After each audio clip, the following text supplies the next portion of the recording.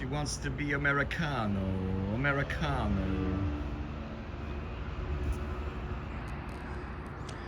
But she was born in Italy. You guys remember the movie, I think it's called It Happened in Naples? Naples, Italy.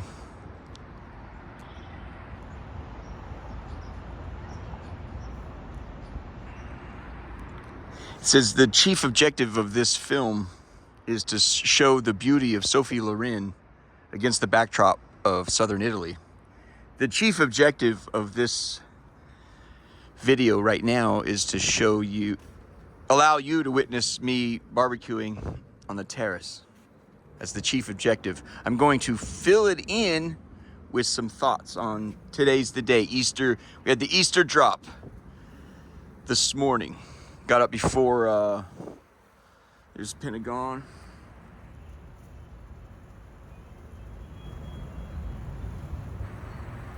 Got up before the sunrise, and so it appears you guys aren't watching it, and which is interesting. It's possible that could be interference, like very possible, if not even probable, that there's interference preventing you from watching it. But it seemed to me as if there was a great deal of interest leading up to the drop, and if there's maybe some sort of a so this is my first time barbecuing on the terrace. I spent a lot of time with doing these other jumps, but so my first error right out of the gate is you can't put so my onions have slid through here, and I got caught downstairs, so it's kind of burned up a little bit, but it's real cheap pork. I just hacked it up and threw it on there. I put some jumps on it, you know. Yeah, Mother Mary taking good care of me, and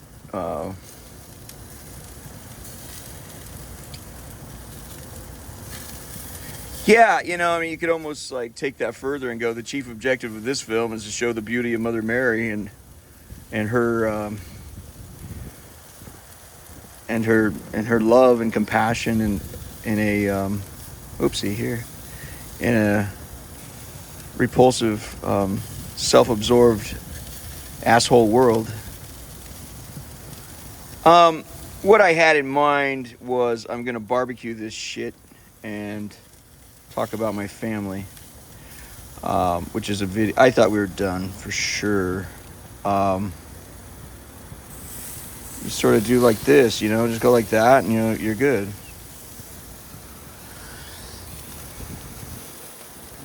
I guess what I want to say is, let's start this way.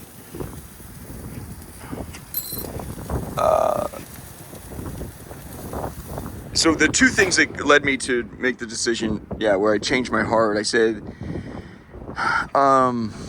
St. John of the Cross, he's probably pretty much the best ever. He says, if all I'm about is crucifixion, what were you hoping to hear? You know, this is the way of the cross. This is what we're doing. You know, you guys are into this other, the grab ass and looking pretty. That's cool. Are you wanting to get it in, or are you not? You know. And the other thing, so it was that comment that sealed the deal. If all I'm about is crucifixion, what were you hoping to hear? And I guess crucifixion's unattractive, you know. Yeah.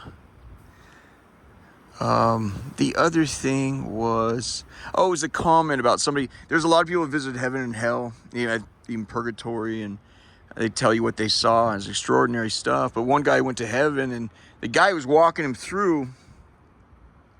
I think I've already said this in other videos. He said, wow, those rubies right there.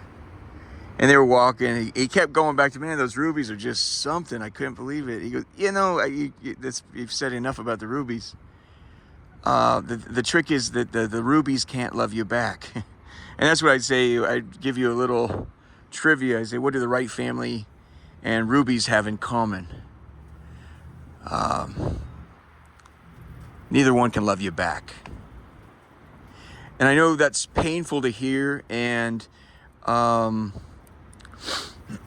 what I'd like to say is that, you know, there's telling someone the truth in a way that says fuck you and fuck off, or there's a way of telling somebody the truth and you're just like, it's meant to heal. I hope you guys get better, you know. The thing, you know, you're looking with the thing with the on Facebook. In my view, it's a red herring. I think they'll point to, this is what we were saying all along. Years ago, 15 years ago, I said, and I did it wrong. I was when you're Chris McCandless or you're myself, you're 25, 28 years old, you fucking know everything. So I did it wrong. You know, I told him to shove it up there. Well, Jesus says, generously, he says, well, you savaged them. That is an accurate statement.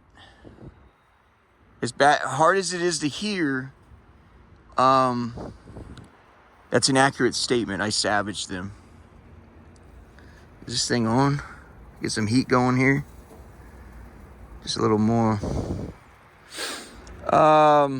The Facebook thing, in my view, is a red herring.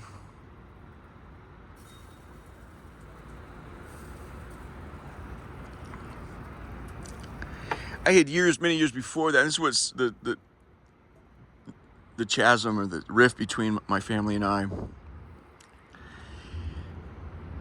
It was a one-sided affair. They had me to lean on, and I didn't have anyone to lean on. And we're all growing up. Life is, you know, the trick is here, you're supposed to act like you got it set and mate. You're figuring shit, you're a student for life, you know? That's what began when I kind of pointed out, I'm like, it's a one-way street with my family. This will be a marvel for them to even hear because of how genuinely generous and charitable they attempt to represent themselves. It's genuinely there, but they can't feel it. It's, and I know that's hard to hear, so let me try to use some homeboys on bikes right there. Oh, they're getting it in down there. All right. Oh, they're circling back. I don't know. How should I proceed? Well, you know, God, family, country. I don't know your relationship with God. Look at these lavender that's coming in just now. This is my first spring here. I moved in last autumn. Sent a few letters back in autumn. You must not have got them. I sent them all the way from Foggy Bottom. Fuck it, man. Sometimes I write addresses a little too sloppy when I fucking jot them. But anyway, man, how you been? Am I joking with Jesus that maybe his comments would be best for you? I said some riff. He goes, the Wrights or the Wright family? He goes, he says, no, I know them as the Fright family. Let me move this over here. I know them as the Fright family. Why are you guys so loud? Why are you acting like you're having the time of your life?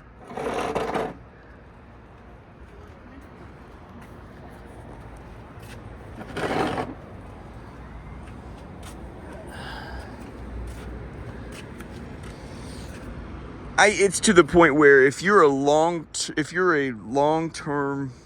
lifelong family friend of the Wrights, you're immediately cast under my suspicion. Is there something wrong with you as well?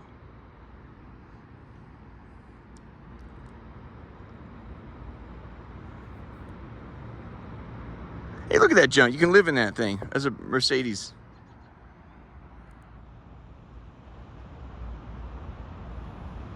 See the solar panels on top of the ladder and all that? That's tricked out junk.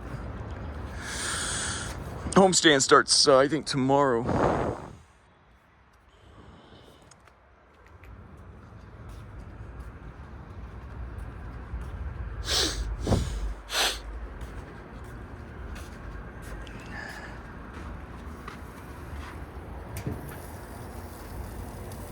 Are we doing the right thing here?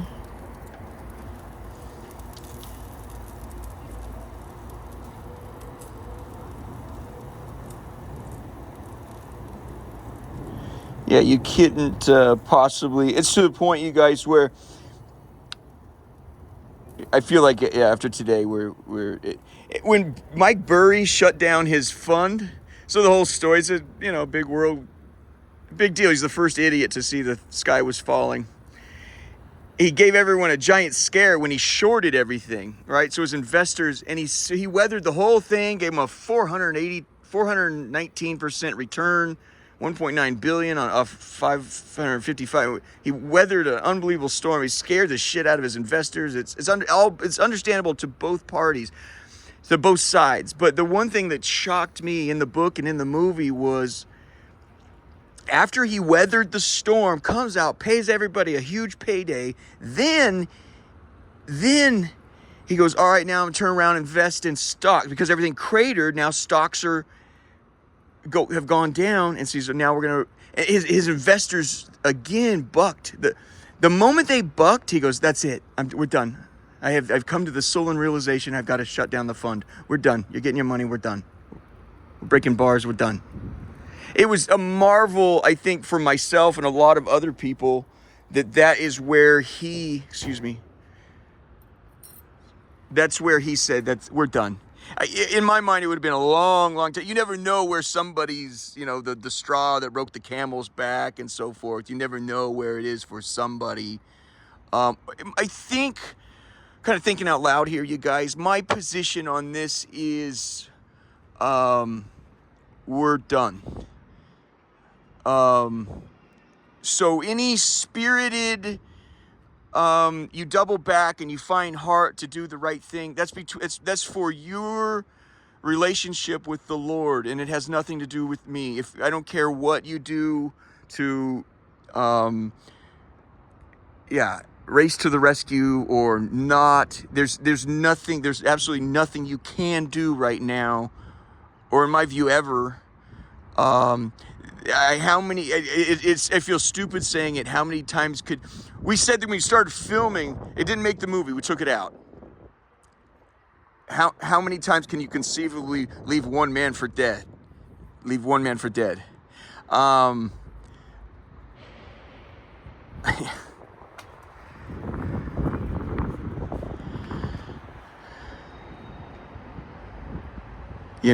would say to try to pull from somebody else's comments at once. I think it was Charity who said to my dad in a quiet moment, Dan, I feel sorry for you. And I thought a lot about that statement, and it hurt my dad quite a bit. And I want to maybe use that statement to help heal. Charity was right. She was right. That's not exactly how you say it, though. If you want to heal the situation with what my dad's going through, this was before the Facebook jump and everything. She was absolutely right. I'd have to side with her and say it really hurt my dad, but you got to be when are we going to put on the big? When are we going to be big boys? As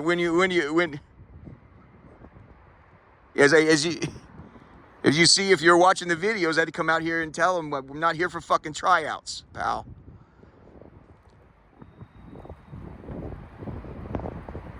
I want to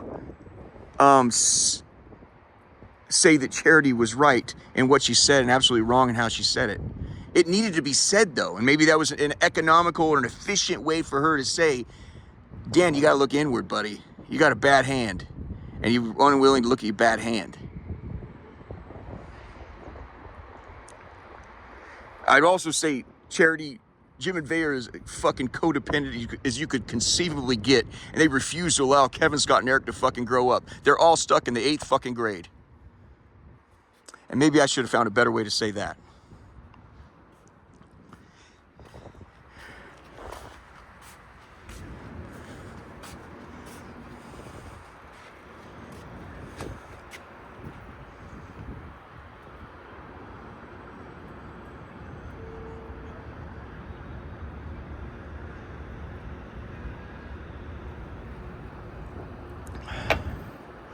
Mark, my opinion of you has sunk so low, I hardly know what to say. The rights will act. What they'll do is love bomb. What you don't misunderstand. The big thing is the trade-off is there's nothing there. They're incapable. It's a one-way street. They're big, and they'll. The one thing that they've figured out, like in an astonishing way, is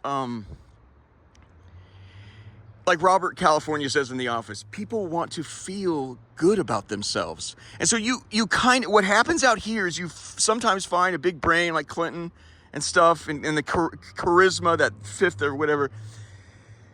But one thing certain salesmen out here have is they'll make you feel good about yourself. And this is the one thing the rights will hide behind, is they're always passing out the attaboys.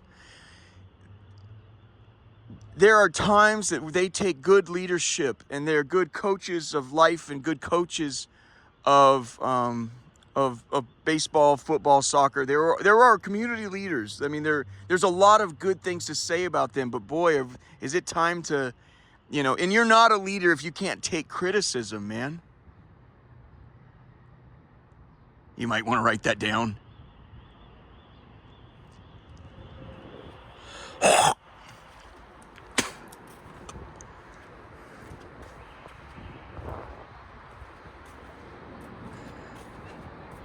So,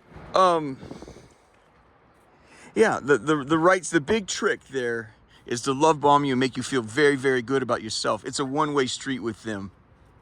And I walked years ago, and I was an asshole, just like the way Charity, maybe she didn't know how to say it at the time. She's looking for she needed to get that message to land. And I'm behind her on it. That's what I'm saying. I support what I wish I would have confronted and said my things differently. Because you really want the message to land, right? That's my only frustration with what happened with Charity. The quick jab she gave my dad was, I want that message Charity had for my dad to land. That's my only frustration with her. It was a really good point. He really needs to hear it, and he's unable to hear it, and that's fine.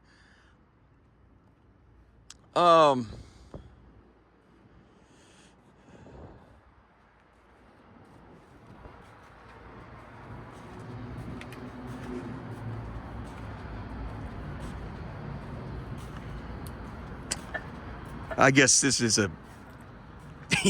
me cutting ties with my family.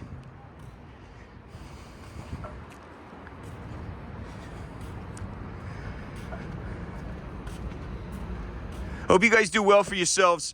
Dad, you owe the RC family an unbelievable apology. The rights turn everyone into an accessory on their own stage. I hope you guys learn how to love. I really do. I think it's going to take a great deal of growing up, and I think that is right now staring down the barrel of a really big chore for you guys.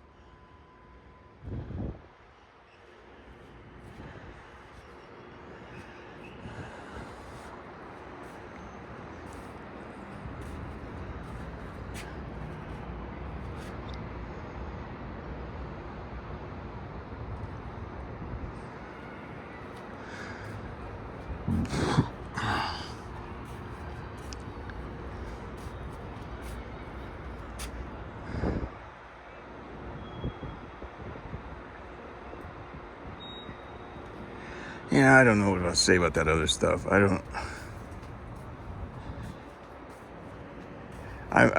don't feel like I support this video. It's not coming off right. I don't feel like this video is coming off right. I mean everything I said. In fact, I mean it worse than I was saying. That's why I don't like it.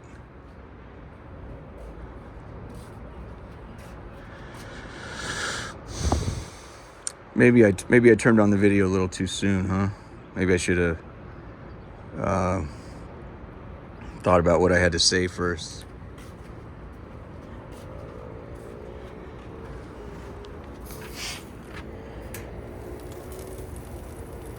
Well, we got a little something going here. It's all right.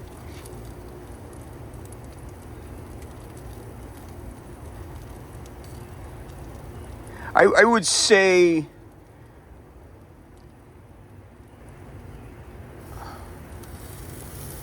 I would say that I think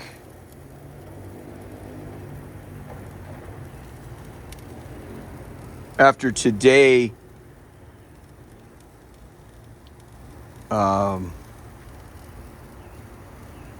we're done forever, I guess.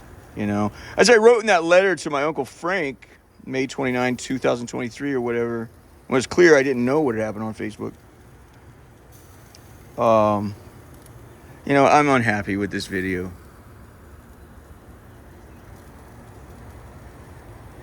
My heart's broken. My heart's broken. My heart's broken. And I think it's a natural reaction. You want people to feel you know, that your heart's broken and you hurt me, and I think that's why people fight. Husband and wife fight. It's like, well, I'm not getting what I need here, and they're saying to the other person, I want more from you, and how can we, you know? I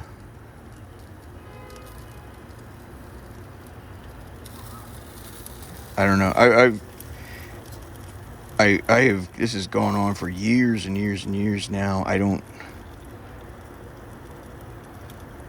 have to be honest, like, right, what I'm experiencing this instant is more anger and frustration that the video is not working out. Not so much that,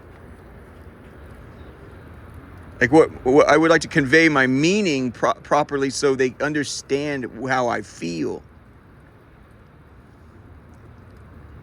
So not only is my heart broken, but it's like I'm used to my heart being broken.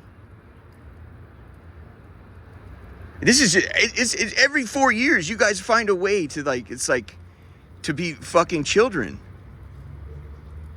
It's got to the point where it's like today I've come to the point where when you do grow up, I have to divest. You understand? I have to divest. So thus, what I'm saying is, when you do grow up, it's not gonna be of consequence to me. I'm hoping you guys do it for yourselves. So please don't make any show of anything, especially when tides turn and shit. I thought, yeah, people are gonna need your help. Jesus left a gift in there for you guys that I was like, man, that was unbelievably generous in my mind. You know, some comments that he had for the Navy, about the Wright family. You guys are empowered and inspiring. You need to grow the fuck up.